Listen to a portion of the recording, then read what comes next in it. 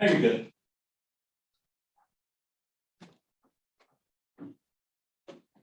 Switch. Slide down just a little. Set, Chad? You're set. Need a motion on the agenda. I move for approval. Any second? Second. Oh, good. Okay, all in favor? Aye. Opposed, same sign. How about the minutes from the March 1st meeting? Anybody read them? Motion to approve. Motion made and second, to approve, all in favor? Aye. Any public comment? Not to exceed 30 minutes. Okay, fine, thank you. Supervisors not seated, does anybody want to say anything? Hi, Mr. Chair. Hi, Jay. This is Amy. Can you guys hear me? Yeah, Real good. see you too. I just was had a couple little thoughts on checking out the agenda, and I didn't, the resolution number item 12 is what I'm talking about. So it caught me a little off guard. I thought with the ARPA planning, we had sort of left our last board meeting with kind of on the topic of the command center, that we would talk about the command center in the next 4.25 allocation. And then I see that we're sort of bundling this package here that doesn't include the command center. So there's a couple things I have concerns about: the command center getting fallen off the to-do list, or at least consideration list. This is also basically taking all the new supervisors out of any conversation around ARPA funding for the next section. You know, like they're coming in, but we've already spent the money with this resolution. And so I just want to remind everybody that that is kind of what we did at our last board meeting. We said, let's revisit this, let's have a process around this. And this kind of doesn't quite do that. So that's my comment. And again, I still advocate for the command center. And I think it's a necessary, I think if anything taught us, if the pandemic taught us anything, that we need these resources, and the staff would use a mobile unit, and the fact that it can be a partnership between the sheriff's department and public health, et cetera, makes it a really nice marriage of the two departments. So thank you for your time. Mr. Chair, Go ahead. I know that supervisors don't comment, to public comment. No. I think I have something here that would, should mention about that. The command center was number one on a priority on our human services stuff. Oh, okay. Vote. Wasn't that right? I don't know if she's on there now. But of all the things that we had on the agenda that we listed for Yeah, that, she agrees. we were that was our first priority, was the command center. And we had several speakers on that, Bob Avila, and gave their reasons why, and we voted as the number one priority. Yeah, I remember. Yeah, So I hope we do get that included soon in our next go around.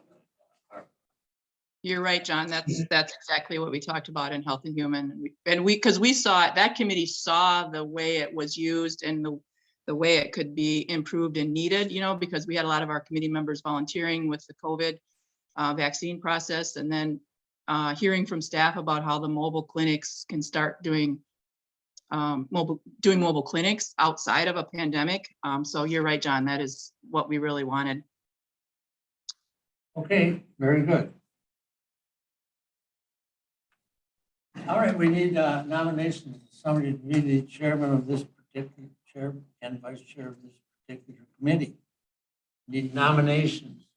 Nominate John Bonaprise.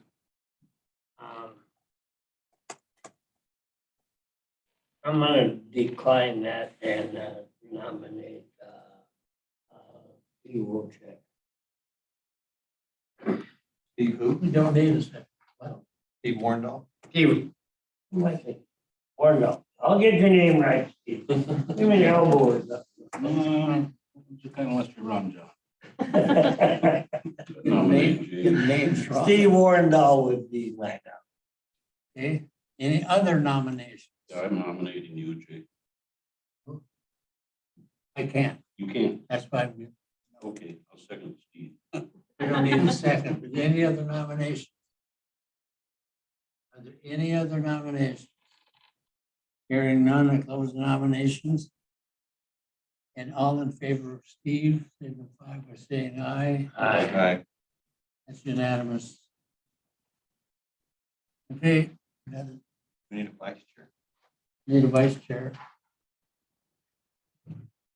Any nominations for vice chair? Nominate John. Want that, John? Yeah, I would. Okay, we've got a nomination for John Bonaprise for vice chair. Is there any other nominations for vice chair? Any other nominations for vice chair? That was 3 times, wasn't it? All in favor of John Bonaprise for vice chair, signify by saying aye. Aye. Unanimous vote. Okay. There you go, Steve. Number 7, update from the administrator. Evan. Yeah, I'll give you a couple updates that might affect this committee, as you know, and I'm not gonna steal Mo's thunder on the building, but work has begun. It's going, I think, quite well, rapidly. Little disruption as we expected, but we're gonna get through this. So thanks to all of you for your patience and flexibility to come over here. One thing I will note, we do have some increased expenses that are coming in. We anticipated that, and the expenses I'm thinking of are more like change orders, for example, we found asbestos and so on. So on the first floor, that's going to be mitigated. It's not terribly expensive when you think it's a $7.5 million project, but those types of things we are finding. And so I just want people to be aware that we are looking at this closely to make sure that we're staying on budget.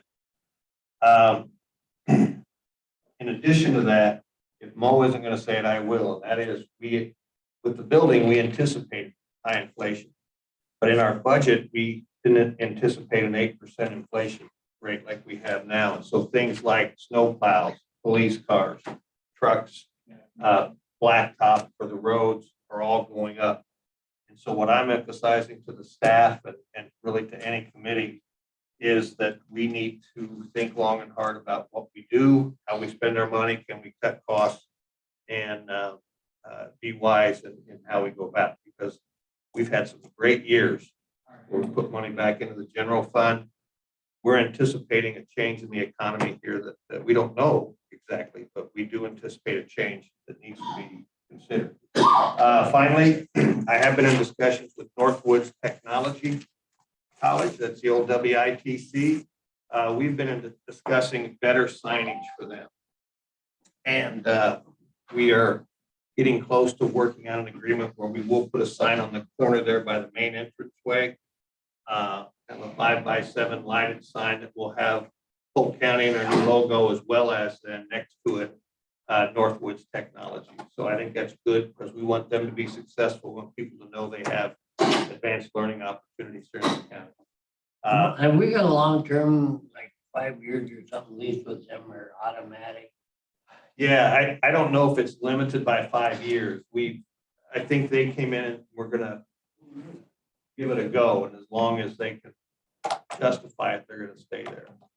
And the thought being, the hope is that they can be so successful that at some point they may want to buy that and kind of make it their own. So that's enough. That's all I have, Mr. Chair. Thank you. Update from Mo Norby. Mr. Chair, now that the committee has extra duties as far as parks, trails, buildings, facilities are rolled in this committee, I did bring Rod Polk with me. He's our facilities manager in charge of facilities, trails, and parks. So I just wanted you guys to put a face with the name so you know who's helping me through all this stuff. So I lean on him very heavily and very happy that he's on my team here doing this. I got an update for you on our CIP projects. I'm going to go through them all. on where we stand on things. And then go into some bid work. So starting kind of with facilities and grounds. At the fairgrounds, the roof replacement on the senior building, we got that quote and accepted that from a contractor. They'll be scheduling that work, and then we have funds left over, so we're looking at another smaller building at the fairgrounds. The painting of the fairgrounds, we're still in talks with the Fair Society on if they're going to paint or we're going to hire a painter on that, so we're working with them on that. Feature rentals are set with Janice Larson, the president. The museum door replacement for 3 doors. The doors are being designed by Doors of Distinction. We do have that quote there, so we're set to be going on with that with the hardware, and they're making doors through the period of the building, custom doors that'll look on there, which is within budget, and they're donating a lot of that labor and time and materials for that project. So that'll be a very nice spot there. The restroom update has started with pipe rows. That is to be completed before it opens. That's our goal on that one. Also, the furnace was replaced. That was done with a grant that the museum got on that one for $50,000. Dam projects, the Clam Falls Dam. We had our kickoff meeting on April 27th. They did borings starting yesterday. They did the borings there to start that and the 3D scanning of the dam. The goal for construction is 2023, although AIRS did have a schedule in there to push it out till 2024. We're kind of holding them till next year for midsummer bid build of that dam. The Atlas Dam is underneath Cedar Core. The kickoff meeting for that is May 10th. Facilities wise, audio visual for Courtroom 3. Everything's on schedule with that, with IT and the contractors. Now it's just getting scheduling time with the courts to get that project complete. The LED lights in the courtrooms replacement upgrade. We got that quote for $25,000. Again, scheduling a time to get those completed with the courts, so that's on schedule. The Sallyport door replacement, that's within budget of $18,000. Rod's working on those estimates and ordering those doors. One of the sheriff's roll-up doors did fail in that. That was $60,000 for one of those fast roll-up doors. That has a lead time of 38 weeks. That's not budgeted, so we'll be looking at Chad for opening up his purse for that money. Let's see. The government center remodel is on schedule with phase 1. Vince hit up a bit on that project. We're going through change orders now and a lot of finding out in this first phase what's not on the prints, what's hidden behind walls. So that's moving along, and we are getting a quote on running the power to the new signs, monument signs off of the government center and Northwest College there. The recycling center update, that kicked off on April 19th. Civil survey was done the 27th. SEH will be on site meeting with staff on May 4th on that one. Switching over to some of the parks. D. Kennedy Walking Bridge, that was inspected yesterday. It's in poor shape right now. It's still posted at 10 people on that bridge. That's in our CIP for 2023. The trash can replacement project, cans have been ordered. Same with the new picnic tables. I'm upgrading those. The playground equipment for D. Kennedy and Lotus Lake have been ordered. Colors picked out. Delivery is June 1st. Anticipated that'll be assembled in July on those dates. Magner Boat Landing, the concrete replacement is on schedule this week. That's scheduled to arrive tomorrow, Thursday, for putting in the concrete landing. And that should be completed this week. We're also gonna, we are paving part of that parking lot there to update that boat landing. The new docks for Little Butternut and Staples Lakes. The one at Staples Lake is in. It's 30 feet long, a little bit longer than the other one. The one at Little Butternut will be installed Friday. The Lorraine Bridge, snowmobile replacement on that bridge. We repurposed the bridge from Burnett County. That's been moved off County Road E and is getting ready to be redecked and then set in place once that happens. Sterling Loop expansion. Most of the dozer work is complete on that. Just working on fine tuning the sign plan with the club and getting that open. Along with the Sterling campground, we're ready for gravel out there. Paragon will be putting the gravel in there in the next 2 weeks. That'll be gravelled out and ready to go for that. The Woodley Dam trailhead project. Met with the state. State is on board with that project. They want the access to Highway 8 removed. ES will then now survey the property lines so we can get the channeling fence up. Looking at a mid-summer, late summer project for that one to see if we get a grant on that one. Wanderoos parking lot. As soon as they're done at Magner this week, that equipment goes up to Long Trade Lake. They're re-graveling that parking lot before paving, and we'll go start roughing in the base at Wanderoos parking lot following that. Meeting next week with Flint Hills, switching the highway on chip sealing dates. We're looking at mid-July to August for our chip seals. We have one state chip seal project, that's State Highway 35 from 200th going north to 48. And that'll get a fog seal also. Alden has requested 7 to 8 miles of chip seal. Paving, County Road F, the federal project, started Monday. Started milling off pavement from Wanderoos to Emery. They'll be milling off asphalt Monday, Tuesday, Wednesday this week. All riser comes in Thursday and Friday for graveling that. Once the mill is done on Wednesday, it switches to double P going south on milling. Both those projects should be paid back by the end of May. Moving forward, County Road D from 8 to G. That's scheduled for paving in August. Coming in here in May, we're going to pulverize a section between 135th and 145th Avenue. Raise the road a couple feet between the ponds on those ones.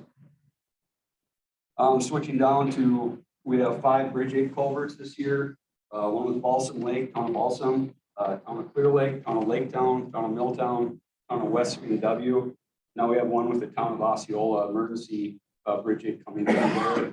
72-inch culvert failed by the gun range there, so working on getting that on board and that repair. The road is closed at this time on that. US 63 state project from 8 down to County J is starting mid-May to mid-July. That one will be completed. Our bridges right now, the ones being moving forward right now, the one on 270 in McKinley is ready for construction in 2022. I don't have a date yet, along with the Church Road replacement. Just waiting for Lunda to give us a date. Hopefully in July that decking will be redone on that one. County B and County K is still in design. Public comment completed. Waiting on state ones on that one. We were awarded a couple projects in the federal system. The bridge on H, north of Highway 8, the bridge on County W over Mackenzie Creek, and another one in Town of Clear Lake on 30th, along with the bridge on 357th Avenue in Moraine. That one has been accepted. I'm waiting on contracts with the state on those ones.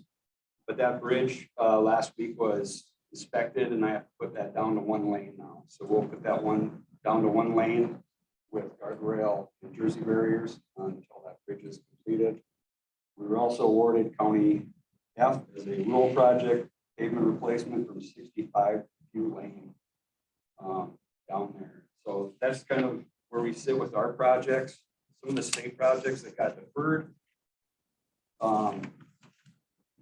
State Highway 46 from US Highway 835 going north through Balsam Lake here.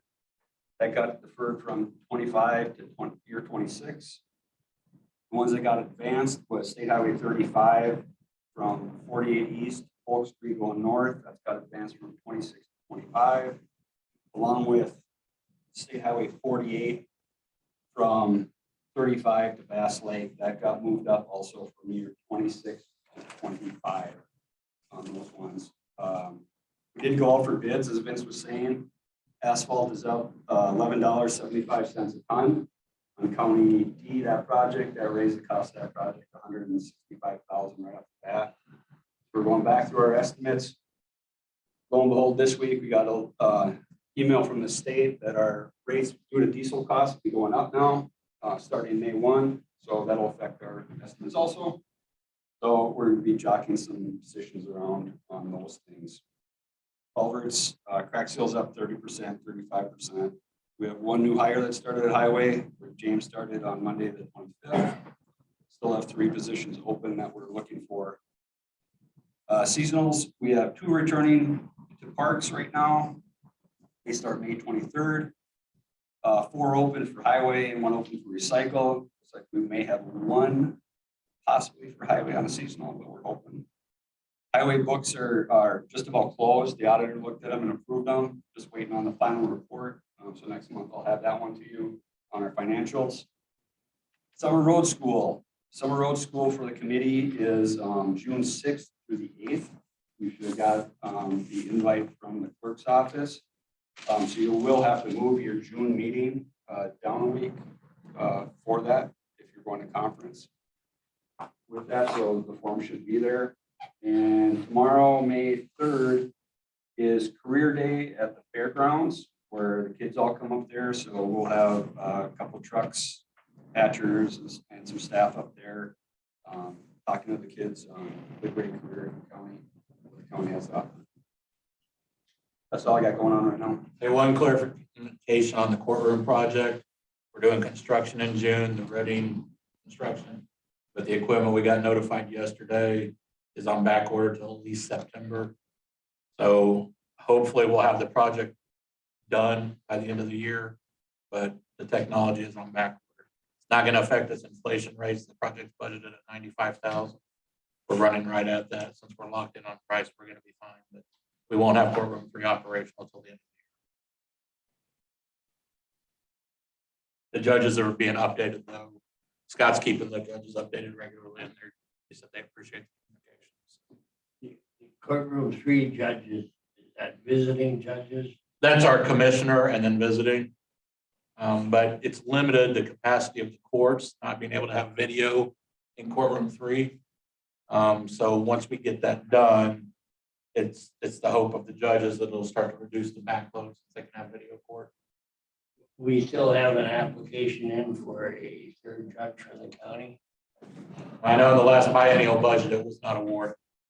So I don't know if it'll come up again next year when they start the new budget. We dropped down when the county moved the commissioner up to 3/4 time. He is counted as a judicial official, so it changed our numbers. When he was only half-time, we had a much higher judicial need. We got 1 new assistant DA, but we didn't get the award in the last budget. We still have an application in. Well, I mean, we'll have to go through the next biennial process again, Correct. right? So I guess that may be something that from the legislative side, you guys push when the budget talks start. Well, according to the backlog, we still need that, don't we? Yeah, we're gonna see what having courtroom 3 operational. I think Judge Anderson has some belief that that's gonna help with the backlog, was my last understanding, once we have video up and running. A lot of the routine court hearings are done by video now, just as a matter of course.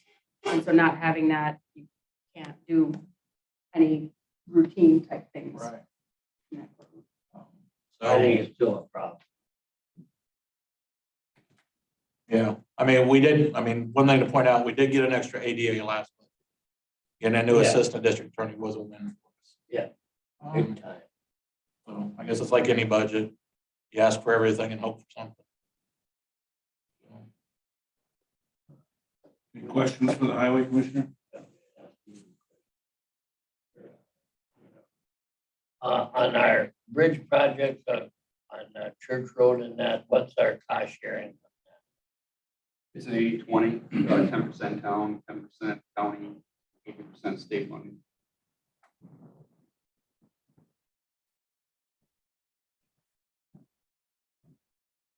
Other questions?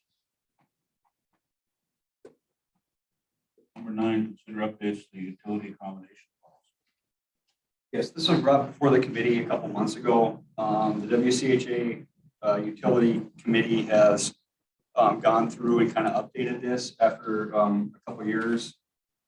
Steve remembers being on the Utility Committee when I first drafted this document. If you print on your agenda, which without checking how many pages you had. Probably got a lot of pages printed out. But I supplied both the red line version and what was adopted by the WCHA. Looking for, if there's questions on it. There was a couple of just minor changes throughout the document as they changed verbiage from the highway committee to the highway commission, more to be in line with state statutes, as you're the highway commission that governs highways. So most of it was they did add a little bit on small cell towers with that. So just looking for approval to adopt a new policy if you choose to for implementation. These changes are WC. Recommend. Yes. The red line version were the changes, and the one without the red line is the final without the red line that they adopted.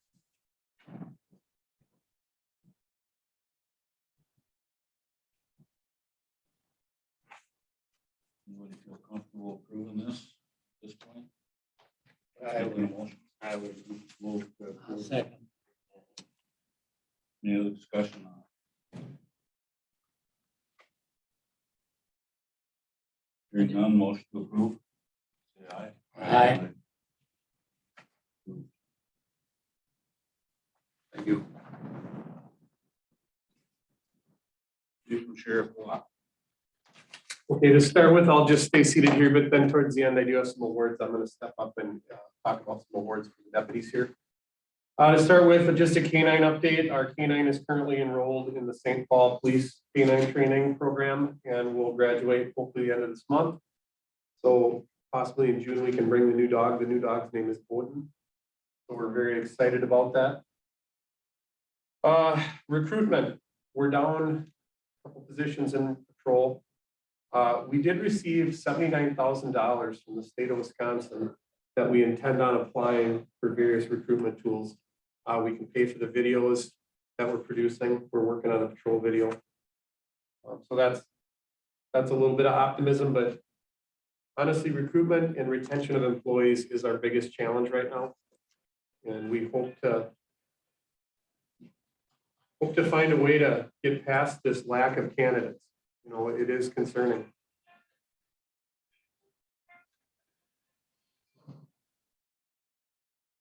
I'm going to have Chief Deputy Don Burrows talk briefly about command post. Just touching on recruitment, we've lost 2 road deputies to outside of law enforcement. So these 2 employees are going outside of this career choice or path to do something else. Our jail, we're still struggling to find jailers. We hired 2 this last week, but got 2 more open. So we're still short 4. We are also going to attend a job fair tomorrow at the fairgrounds. Try to pique some interest in some of the young high schoolers there. Command post, our old command post, we're getting ready for the summer, more clinics and the fairs and other things. So currently it's over getting the generator looked at. The generator was failing last year. So we're trying to see if they can repair it. To get a replacement right now is almost impossible. Just can't get the parts for it. So they're doing that and some other maintenance stuff with it. Lisa McMahon is applying for a FEMA grant to try to get some reimbursement for the use of that command post for COVID items. So all the vaccine clinics, we're all going to get reimbursed for that to cover some of the costs to get our current command post up and running again. I don't know if you want me to touch on the bids for the command post that we have now, or the bids for a new command post. It increased substantially. I think last fall it was like $550, and now we're over about $650. So it went up over about 100. Projects. We just collected bids for our fencing project. We're looking at fencing in the back Huber lot for evidence cars. So we're looking to get that going this month, working with Mo to get some gravel moved in there, that area taken care of. Cellbrite, it's a tool that we got a grant for to do cell phone and electronic device downloads for investigations. We got that all taken care of. We're getting equipment delivered to us here next week. We're hoping to have that up and running next week or so. That's really to help our investigators. Then we don't have to farm out some of that investigative tools stuff to other counties. We can do it in-house. Cars, we've been struggling to get our cars. Been said that car prices are going extremely high. We were able to get 2 Durangos from Indiana. But we're still going to be short about 3 cars this year. So we're, with the openings that we have and everything, we're trying to fill in those gaps, but it's been difficult trying to find cars for our fleet. We were able to purchase our Ranger. We got that delivered pretty quickly. That's funded through the grant or through the DNR through a 5-year payment plan. We had to trade in our Razor. We got good money for the Razor, but now we got a Ranger that's more user friendly for our deputy out there doing our rec patrol. So that's about it for projects. Yes, Sheriff, a question. John, I had a continuing row going with our other administrator about what he was advertising at the time for a sheriff position for about 6 months or more, and like starting $19 or something. And I said, that's a unique position for the responsibility you got. You aren't gonna hire anybody for that kind of money. But are we on a better pay scale for jail workers now than what we were anticipated, or? We are, but we have some work to do. Chad actually worked on the comparables, so we'll be addressing that in the next budget cycle. We need to get the wage up. It's such a competitive market. St. Clair County increased their wages, Dunn County increased their wages, and we will lose people to those positions if we don't stay competitive. So Well, that's the that's what I concern. kept telling them. I said, if you go to that jail, and I don't think some of the people realize the responsibility they got. Right. It's just not an average And job market. it should be noted this week is National Corrections Officer Week, so we're celebrating our. We're celebrating the jail week this week. We had cake back there and a bunch of treats, and we recognize the service that they do. That's good. I'm glad of that. But it's a competitive job market. Very, very. I'd like to see us be up on the top.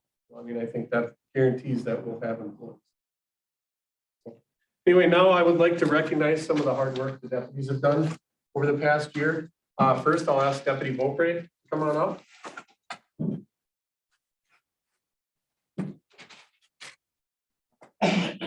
Just to give a little history of Deputy Carl Beaupre. Deputy Beaupre has always been on the front of public relations. That's one of his best attributes. Carl works tirelessly behind the scenes. Carl will have you stand right here. And I think we can get this on TV land as well. So anyway, Carl's work oftentimes is behind the scenes organizing a lot of events. And Carl has earned this merit award for his years of service working on things like the recent Easter egg hunt we just had. And I know Carl will be the first to say that's a team effort, and it is, and a lot of people work on that.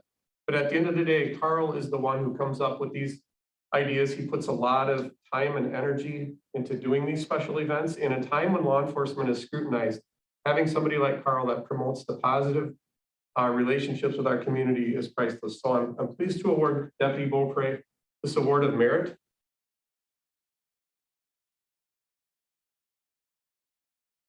And Chief Deputy has a pin for merit as well. Carl, thank you for your work. Next, I have Deputy Adam Marine.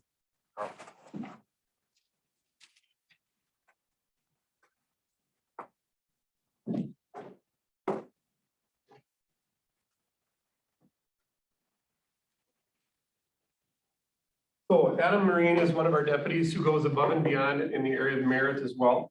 And Deputy Marine on his own came up with the concept of promoting a national night out here in 2019. And also last year in 2021, we had to skip a year because of COVID. But he put in all the hard work to organize this event. And he too will tell us it's a team effort. But at the end of the day, it was his idea to host our first ever National Night Out, and it was a wildly successful event. Even taking a year off with COVID last year, we had a fantastic turnout. And it's really an event that we can build a partnership with the youth of Polk County and show them the positive in law enforcement. And Adam put all this work in, got a lot of other agencies involved, including first responders, fire departments. Some of the other county offices came over and participated in our event. So for his hard work in putting the National Night Out, I'm pleased to present this award of merit.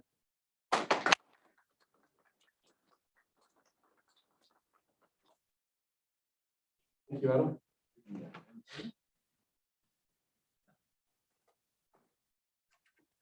I would ask Deputy Eckis to come forward.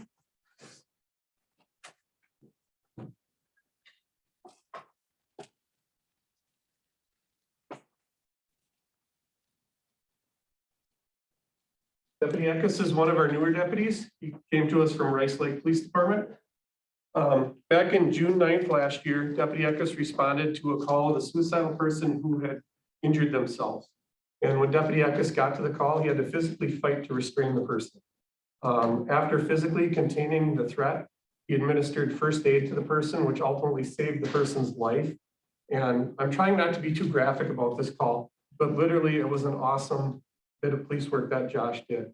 And for his work in saving this person's life, he also recognized the seriousness of the call and got a lifelink helicopter dispatched, got that process rolling, which ultimately led to saving that person's life. So for his outstanding work, he is awarded a life-saving award.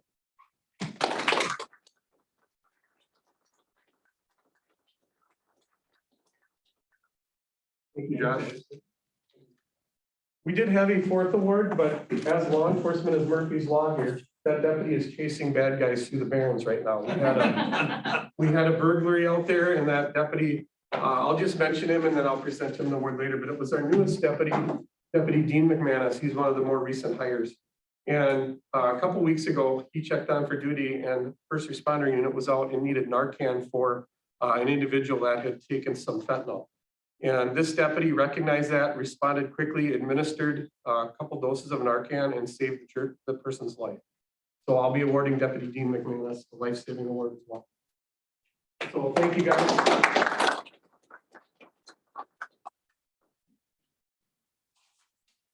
Questions from the chair? Good luck in your recruitment. It's a challenge, but we'll get through it. And gentlemen, you're certainly, thank you for coming. And if you got, Thank you, guys. Thank you. Thank you. Stay. Just a comment that one Johnson County's meeting on that sheriff deputy from one of our southern counties said that he was short 26 people in the group.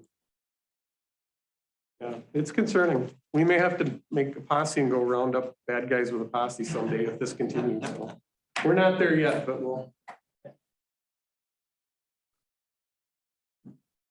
Okay, number 11, discussion of possible action regarding resolution 24-22. Well, this is the resolution which basically it's a memorandum of understanding with us and Taylor's Falls. If you recall, we approved the spending of money to help our communication system to cover the gap in the St. Croix Falls area. And so this resolution is in front of you and it needs the approval of this board. And we'll take it to this committee, and we'll take it to the full board.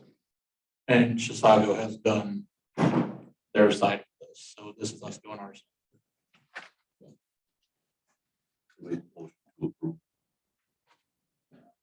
I'll second. Motion to approve in second. All those in favor? Aye. Number 12, discussion possible action regarding resolution 25-22.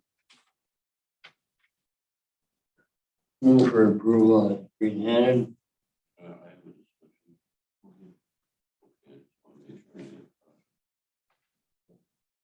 Any discussion? The first thing I have to say is, I think, in my mind, I call this resolution a little premature because we don't have the money and are we assured we'll get it in this economy? Yeah, I mean, I will say the last message we got with the final rule, which was issued on April 1st, is that NEUs and counties would get their second tranche at scheduled time. So there's been no action to reverse the legislation or anything for the appropriation. So we should receive the money. We got it May 23rd of last year, so we should get it about the same time. Well, still isn't here. The other question I've had, and I had it on the last round we went through, was bundling issues. And my personal opinion is the issue should be individual so that we can discuss just that issue. And I say that because there's three things on this one. You may like two, and you don't like one. So now is when I'm going to look at the sheriff's department and get myself in trouble. But I'm not anti-gun. I'm for the Second Amendment. I've been called a gun zealot. My wife says I have way too many guns. I have way too much ammunition. I'm not against this, but I don't personally know, as of reading this agenda, what a use of force range is. So I really can't vote for something that I don't know what is. And I know the sheriff would stand up and explain it now, but I'd like to go more in depth and understand what we're looking at. So I just think all of a sudden this came up and it hasn't been in your discussion. So is it something, where did it, I know it's probably been there for years because I remember hearing back about the outside gun range we had, and then there's one in the basement, and I'm not sure on that anymore either.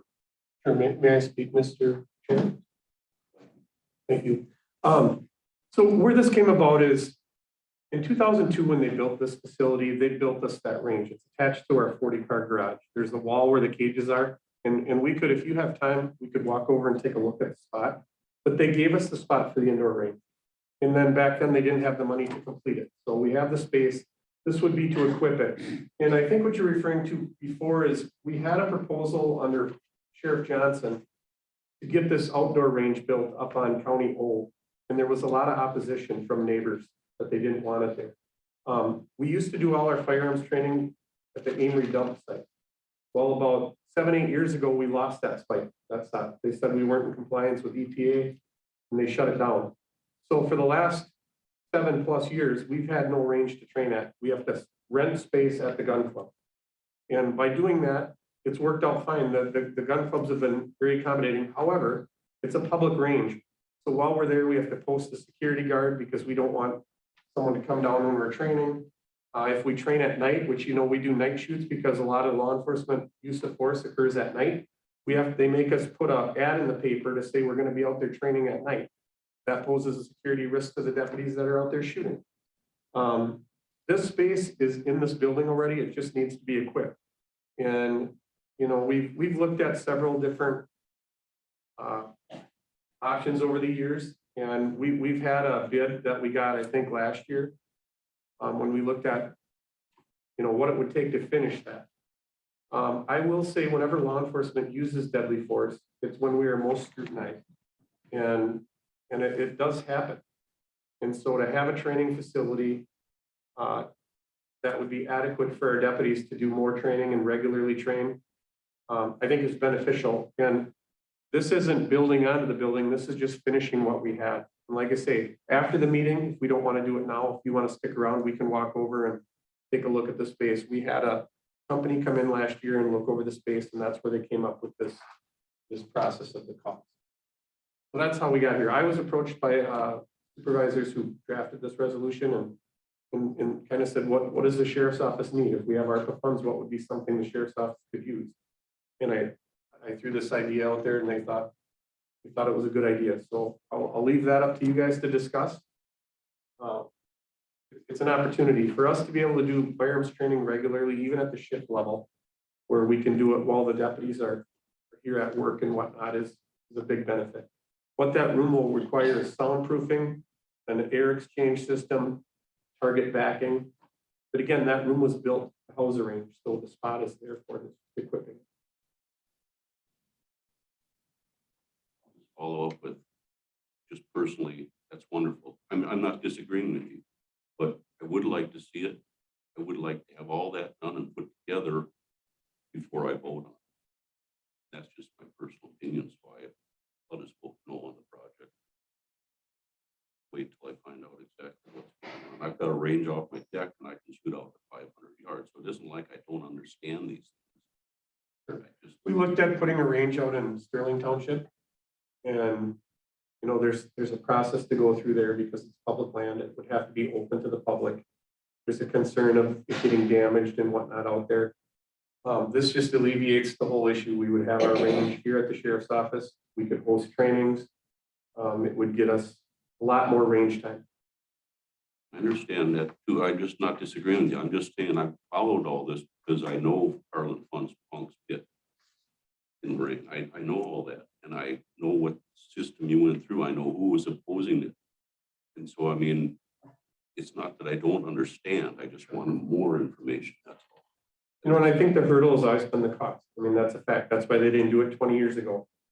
This is a unique opportunity to have ARPA funds, and that's why the idea was thrown out there. So, you know, I'll certainly leave it up to you guys. Mr. Chairman? I proposed that program, that old jail over there back in the 70s. When that was built, there was space provided for that, was never funded for the same reason we've been since 78, I think. 77 or 78, that it was proposed, it was designed into that building when we designed that one. And it was just never complete financially. Yep. This is an opportunity that we've been looking for what, 50 years. Right. Yeah, when I think it was when we built this in 2002, and it wasn't in our original design. And the sheriff came up to us and we had a special meeting and we voted to, and I'm sorry, but I thought it was all completed and I thought we were using it. I didn't know. It was a shock to me. Yeah, we voted two critical needs at the time. I think this is probably the only opportunity we're gonna get with some funding available. I mean, lately, we've been trying for many years.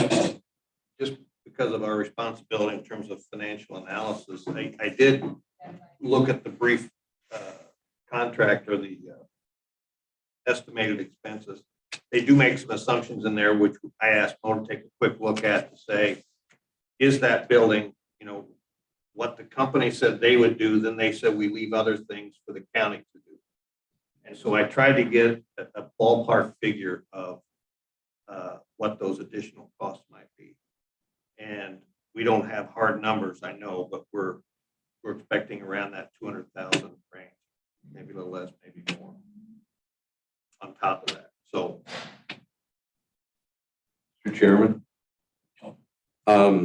As I look at I mean, I'm probably the least familiar with any of these on here, given my tenure, but it seems to me all of these items are ones that are not coming out of the blue from anyone. These are all things that it seems have been deferred or that we've known we've got to do, and yet we haven't been able to do them. And now we have an opportunity with some ARPA funds to maybe knock some of these out. But none of them seem to be a surprise to anyone, except John maybe not realizing it hasn't already been done. I didn't. But I guess what would be driving me to approving these is what we've heard here, the common theme throughout this whole meeting has been inflation is just eating us alive. And the more we defer these things to the extent that they are necessary to do, the more we're just, it seems, chewing our own foot off by not doing them as soon as we can. If we have to do these individually and do a full-blown quotes and bids and estimates and things like that, I don't know if, you know, how that extends the time frame on these, but if they're that critical, it seems that we put a lot of thought into them now to at least approve not to exceed budgets. Just along that note, though, to the administrator's point, resolution as written is not going to be accurate, though, because of the assumptions, expectations, and qualifications in the range bid. There's another 200,000 that's not captured in this resolution. Okay, but these are you have not to exceed numbers. Well, the 450 number was the number I was given Oh, okay. before we had a chance to look at the exclusions. The exclusions are gonna add 200 conservatively. Okay. And we only got this Thursday, so we don't have the engineering and that kind of stuff. That's just Mo and Rod looking at the exclusions and then looking at the space and coming up with their best guess in a short period of time. But it I wouldn't be, understand. it wouldn't be an addition. It'll be 650 minimum is what we're saying, not 450. You expect that we can absorb that or something wouldn't be an additional tax figure? Or it could be. It would either, you would have to amend this resolution to absorb some of that inflationary cost. I can explain where our inflation points are, or it would have to come out of the fund balance. There's no room in the existing budget to absorb $200,000. So to be honest, there's no room in the existing budget to absorb $20,000. But there's room in the ARPA funds because there's 275,000 left. Yeah. Sure. I hope to have those numbers within 2 weeks. It's in the drawings of the facility out and the photographs of the area, so I can get some better numbers on the assumptions that the bid came in at, so should have those. I assume we're just forwarding this to county board. You'd be forwarding it to county board. Do you think you would have that information at county board? That's the goal. So if that happened and we had stronger numbers, it could be an amendment on the floor, or I don't know how time sensitive these projects are. You could always put it on next month's committee agenda and then move it forward once you knew. It goes to general government. Yeah, the actual process for this is the budget amendment. It is merely a public safety for a recommendation or no recommendation. General government is the governing board that moves it on to the county board. I still made the resolution, move this forward. Move it to general government, see what information you have by next week and bring that. Yep. I'll second that idea. Okay, we got a first and a second to forward this to the general government committee. With the recommendation, Right. Well. or we'll just take a to move vote. it along. Recommendation to move it forward as presented. We have the vote. So I guess all those in favor say aye. I, Right. I guess that's everybody. So yeah, we're gonna forward it to them. okay.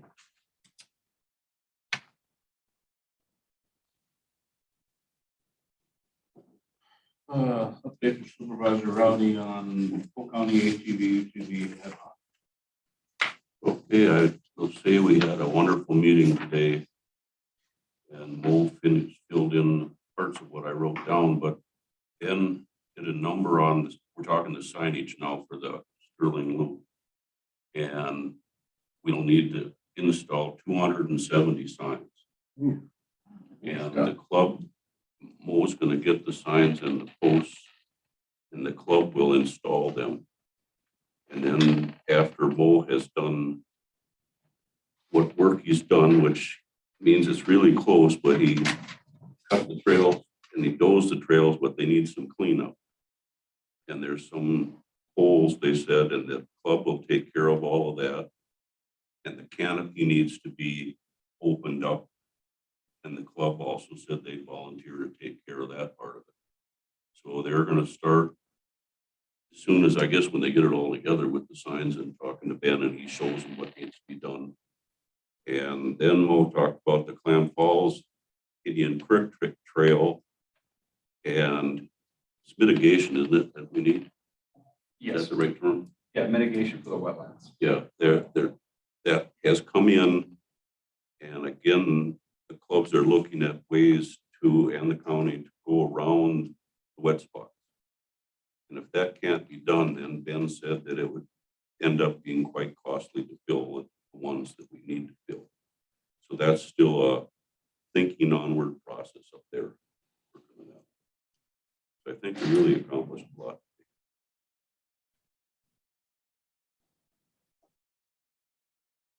About it. Any questions? I guess I got one. Okay. The fire lanes, Mo, we talked about mile markers and marking the fire lanes, identifying them. Is that part of the 270 signs or is that just part of the loop? It's part of the loop. I'll check with Ben on those, on the fire lane markings. Fire department. We discussed this at a meeting at the fire department. It'd be nice to have the fire lanes marked with mile markers so that when somebody comes out to the road to meet us to go in or whatever, we know, or, you know, if the person calls 911 and says, I'm on this trail, you know, they may know where they're at on that trail. Sure. So we can find them. So just food for thought. Fire department supports that so that we can find people if we have. Could be pretty critical, really. So. And just to expand on the marine loop, as we did the wetland delineation, got that done, and what that map gave us was on the existing trail that we gave them, that this spot's wet.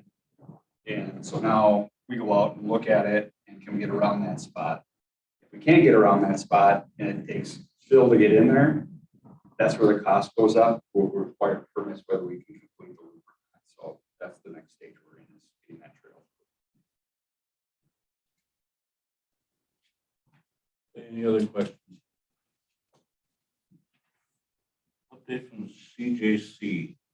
So Melissa, our coordinator, is at the Treatment Court Professional Development Conference with our two staff, so I'll give it to you. I've got some notes here.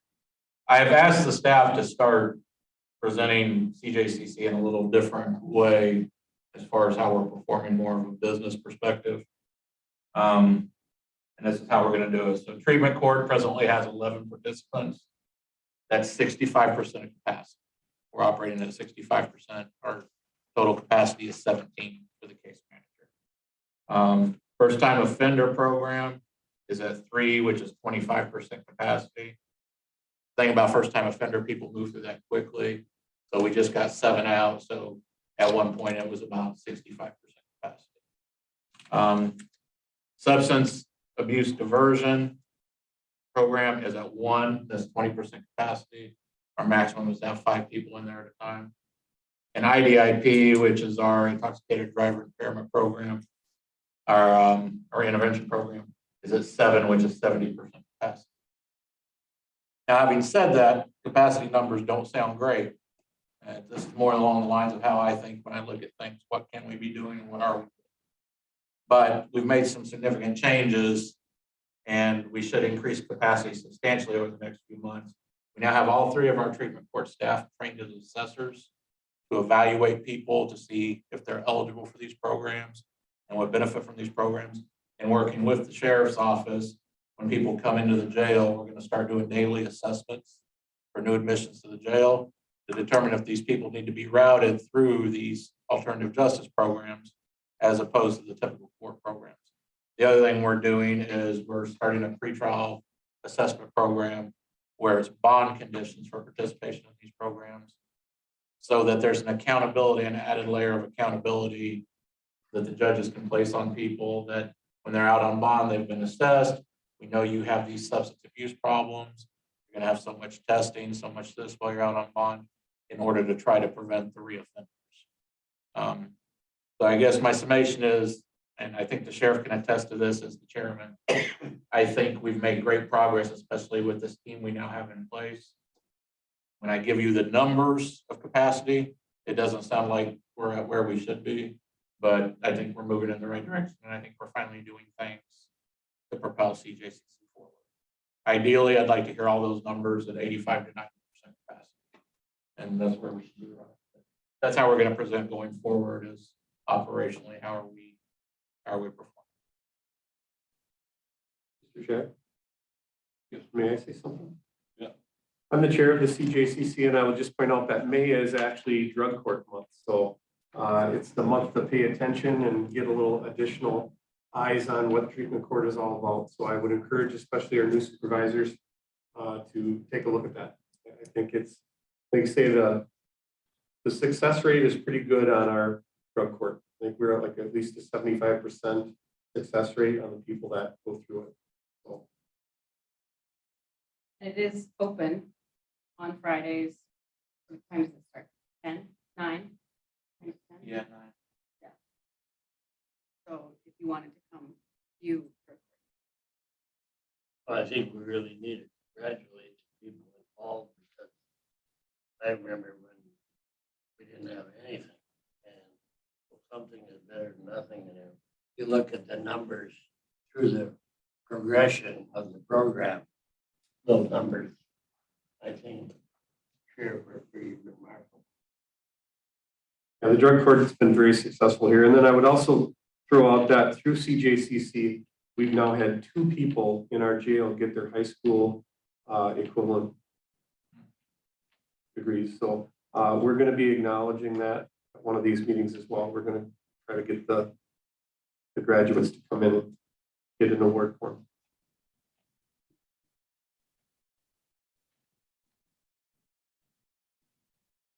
Any other questions? 15, consideration regarding county board priorities and transportation. Public safety. This was on the work plan from last year for this month to kind of review, I think, what the long-term goals were that affect this committee, and of course, then being public safety, public works. I can throw out just kind of a review of some progress that has been made on those. If you recall, the communications system, emergency communication systems, we've invested a lot of ARPA money in that, as well as now the tower in Taylor's Falls to help enhance our law enforcement and our capability, emergency services to communicate. Let's see, we've also undertaken a transportation study. We've begun the process to identify what the needs are in terms of public transportation. It's something that people always say, hey, we need better public transportation, but we don't know what exactly that means. Some people look at it as a way to get to the airport or the Mall of America. Others look at it, how do I get to work? How do I get to the doctor? That type of thing.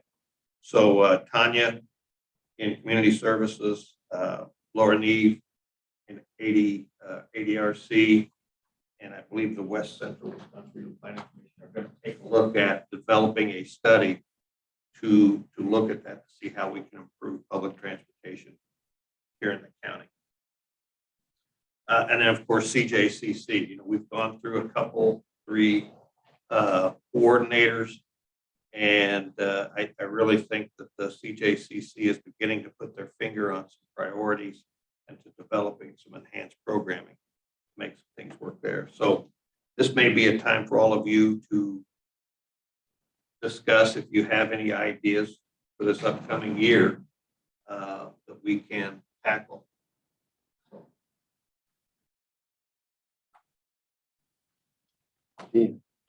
And regarding this public transportation, when we were on the committee, that was one of our priorities. As long as I can remember, we had people come and speak about, job opportunities, but even with their economic development, people had a way to come in a town. Right. There's a huge lack. Right. And so the challenge is, I think what this group is going to do is look at what is it that we actually need and could justify, and what types of transportation. And so we need to, in this project, we'll probably include surveys to say, okay, how many people need assistance getting to work? How many people need regular transportation to the grocery store, to the doctor? Or is it something that says, how do we get people to or from the Twin Cities area to work jobs? So, it's one thing for me to sit here and go, I think we need this. The person next to me may say, no, I think we need this totally different. So what we're gonna do is take a look at what exactly those needs are. And then more than likely look at what our public transportation is right now, which isn't terrible. When it comes to ADRC and the veterans, we have a pretty good van system that can take them where they need to go. Thought is, are there ways we can expand that or enhance it so that we can do other things with it as well? I can add from an ADRC perspective, we just approved for them to purchase a new van that will be here in Polk County. Because today, if they want to use the van, they have to go up to Burnett. Yeah, to get it, yep, that siren, to get it. And so once they get that van in place down here, then that will improve transportation. But that should be used. Yeah. Glad to hear that.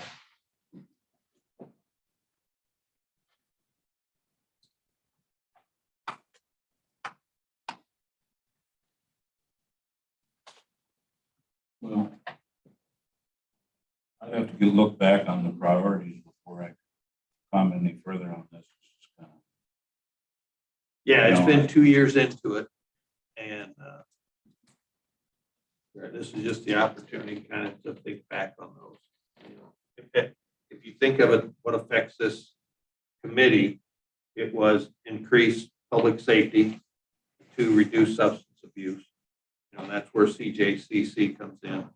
Public safety, of course, could be a lot of things, but you know, including transportation, because of the need for people to get to doctors, get food, for a job. And if I could take it a step further, so we have the overarching priorities. Public safety, substance abuse reduction and prevention.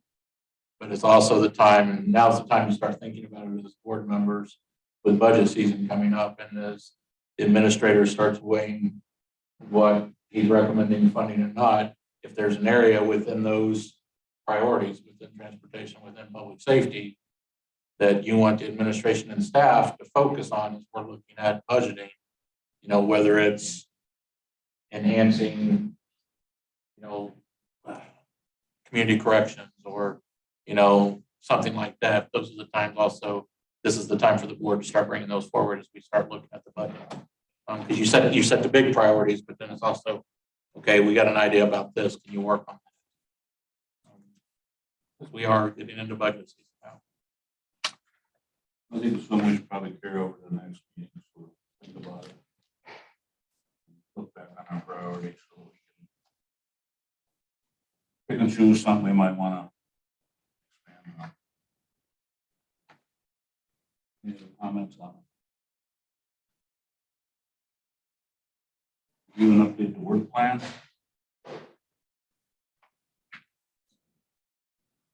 So I've been to your work plan. I don't see any changes that I see coming. This committee has a pretty stable work plan, unless there's something you guys want to add to it. I think we should do more work from home. After his report. Okay, well, then that covering still be part of it. That maybe. Could be an allocating between them, to bring up some more cost. Sure.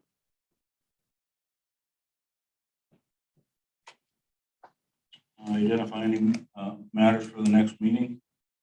Mr. Chair, may I speak? You bet.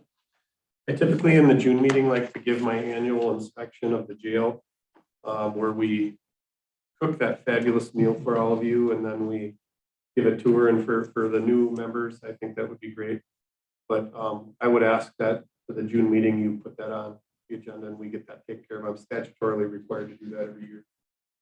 And I see that Mo requested maybe a change of that meeting date. So whenever you get that date, let me know. And The last 2 years we did it in July. right, but that was because of a COVID thing. And You some of want it that, back but in June now? typically I like to do it in June. Are we kind of thinking the second Tuesday then, or some other date? Yeah, that might be a good option if we need to move it back, because was that what you were saying? Most some of these folks will be at a conference. It's the members are going to that road school, they won't be here. Then But all of your people are going to the road school. We have Steve, John, and then Jay, if we're going, looking at going, so 3 of them, we would have a quorum. The 14th is gonna be the second Tuesday in June, but that's also HHS, so anybody that's. HHS, our human services at 10 o'clock, so we can still Just have it at. So you know it's all on the same day. And I would ask, maybe we could do that at noon and then I can give you a lunch from the jail. Okay. We actually schedule a meeting at noon, start at the jail. Usually we finish, I think that's what we did the last Yep, night. I serve some lunches and then we have the meeting and then those that would like the tour come with me. I need at least one person to walk through that's seated. So we. And I will let you guys out. I won't keep you back. I've been pretty scared. Then we request that the review of 911 be pushed back to July. Just put the two. That's We have pretty that set big up for topic. July. We have some changes coming that 911. It's usually an invitation to everybody, anybody from the county board. And I would ask that anybody who's current board member would like to join that tour, certainly are welcome. You would like to know the count. Sure. Yeah, head count helps. Our tentative meeting. Second Tuesday at noon. Meet right in this room at noon and then. All right with me. Question I have is, how does the agenda items get through to the right people? Do they come to me and then to the clerk, or do they come to me and you, or do you come to me, or who goes to who? Yeah, usually our clerk takes good notes and she will update the agenda, but then we send it out to you and me and Mo and maybe some others. And then we say, okay, is this the agenda or do we add? So we all have notes and ideas and things. And if we see something that we go, oh, we want to also add this. I usually send out the drafts the week before we post it on like Thursday or Friday, so then we send them out the Wednesday before. So Okay, almost and 2 weeks before. Sheriff and Mo, you just send your stuff in to her? They also are on kind of the group thing that they all get to look at the draft as well. Okay. Go ahead. I have one final thing I want to say. I don't want to get into any type of an open meetings law violation. So as far as my offer to go look at that place, I guess I'll defer a judgment from Malia on that. I don't know how we would accommodate that. Well, it's an open meeting. You're not making any decisions on that topic today. It's just going to look at it. As long as there's no discussion and you're just. Gonna walk through, yeah. Walk Like I say, through. we won't discuss, we just, if you would like, we can certainly walk through the building and I can show you the space. And if any public were here, they would be invited to follow along And do we adjourn the meeting from there then? from there after. I would come back here and do it just out of formality. I'm not going to join you for that part of it. I can just leave. Can Absolutely. I? As long as the chairman excuses you. And Sabrina, on human services, I just leave up to the Tanya and Joe, and said, you got anything you want to add? Just make sure your meeting's not gonna go over 2 hours. Sure, John. I make sure we never went past. And I'll be the clerk for both, so. Before we adjourn, I just got a question for the sheriff. Yes. You caught anybody in that scanner yet? Are you using it? Or welcome back. What's that? Have you caught anybody in the new scanner? Oh, we're using it, absolutely. And that'll be part of that jail tour, which we'll be able to show you that technology. Fantastic. So Sheriff, I think you can describe when if they go to look at where the gun range is, you can talk about it and describe things and point at things. But they Sure, can't- and I'll just they can't say- engage in any conversation or ask you any questions until you get back in this. Sure, and I'll just say this straight up front. It's just the space that was made to do the range. So it's kind of used right now as everybody kind of dumps some stuff they're not using in there. So it basically needs to be cleaned out and we'll just show you the space. Like I say, that was the intended use for that space. But I would not adjourn until you come back. Okay. Okay, so then we'll remain in session. We'll go look at the area and we'll come back here and adjourn. Adjourn. So moved. Can I get it in there? Okay, I think that counts. So 325 for adjournment. Motion passes. Yeah. All right. I'm glad I wasn't the only one that forgot to shut my phone